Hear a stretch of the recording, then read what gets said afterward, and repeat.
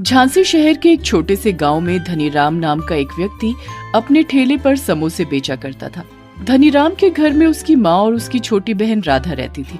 Radha college में पढ़ाई कर रही थी। धनीराम 10 रुपए में एक प्लेट समोसे ग्राहकों को बेचता था। उसके समोसे बहुत ही स्वादिष्ट और सस्ते थे। धनीराम के कुछ ग्राहक रोज के थे और वो हमेशा धनीराम के समोसे खाया करते थे। हर दिन धनीराम 400 से 500 रुपए कमा लिया करता था। एक दिन, अरे भैया, मुझे एक प्लेट समोसे दे दो। एक प्लेट हमारे लिए भी लगा दो। जी, अभी लगाता हूँ। शाम होते ही धनीराम घर की ओर चल देता है। भैया आप आ गए, मैं आपका ही इंतजार कर रही थी। अरे थोड़ा सब्र रख, अभी वो थक कर आया है, उसे कम से कम पानी तो पिला दे। राधा अंदर जाती है और अपने भाई के लिए एक गिलास में पानी ले आती है। भैया। अरे राधा, तू कुछ बोल रही थी ना?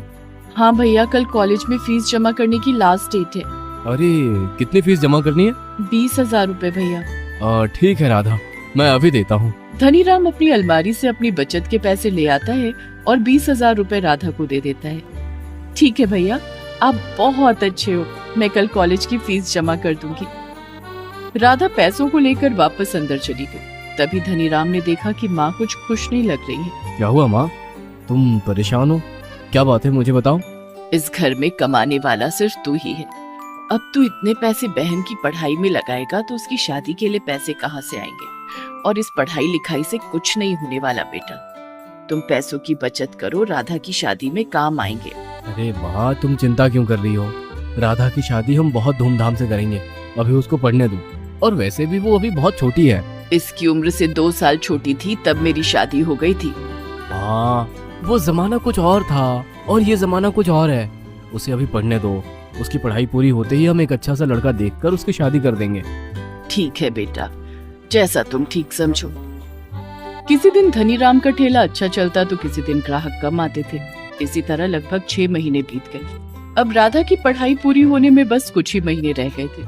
जो भी पैसे धनीराम ने बचाए थे, आधे से ज्यादा राधा की पढ़ाई में खर्च हो गए। ये सोचकर धनीराम की माँ काफी चिंतित रहती थी। हे भगवान, अब तुम ही मेरे बेटे धनीराम को थोड़ी सी बुद्धि दो। राधा की शादी के लिए पैसों का इंतजाम कर दो भगवान, कृपा करो। अगले दिन कौशल्या पास ही के गांव से राधा के लिए लड़का देखकर वापस घर आ जाती है। फिर शाम होते ही धनीराम घर आता है। बेटा, हमने राधा के लिए एक बहुत ही अच्छा रिश्ता देखा है। लड़का बहुत अच्छा है, शहर में नौकरी करता है। ये तो बहुत अच्छी बात है माँ।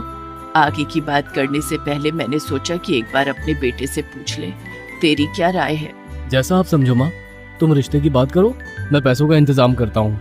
धनीराम जानता था कि उसके पास इतने पैसे नहीं हैं कि वो राधा की शादी बड़ी धूमधाम से कर सके। धनीराम पैसों के इंतजाम के लिए अपने काका के पास जाता है। अरे आओ धनीराम, कैसे आना हुआ?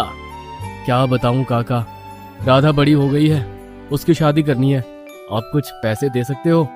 पैसे तो तुझे मिल जाएंगे बेटा, लेकिन मेरे पास एक और उपाय है जिससे तेरे पास ज्यादा पैसे आ सकते हैं। वो कैसे काका? अरे, मेरे पहचान के एक जगदीश सेठ है जो शादियों में समोसे बनाने का कॉन्ट्रैक्ट लेते हैं। उन्हें एक समोसे बनाने वाले की जरूरत है। तू कहे तो तेरी बात करवा दूं सेठ से। काका, आप मेरी बात करवा दीजिए, आपका बड़ा एहसान होगा। धनीराम के काका धनीराम को जगदीश सेठ के पास ले गए। सेठ जी, आपको समोसे बनाने वाले की जरूरत थी ना? हाँ हाँ, जरूरत तो है। ये धनीराम है, मेरे गांव का है। ये बहुत ही स्वादिष्ट समोसे बनाता है।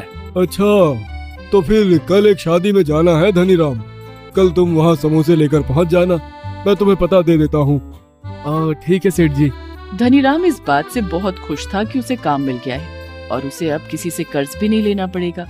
धनीराम उस जगह का पता लेकर अपने घर चला जाता है। घर पहुंचकर धनीराम अपनी माँ से कहता है, माँ, मुझे शादियों में समोसे बनाने का काम मिल गया है।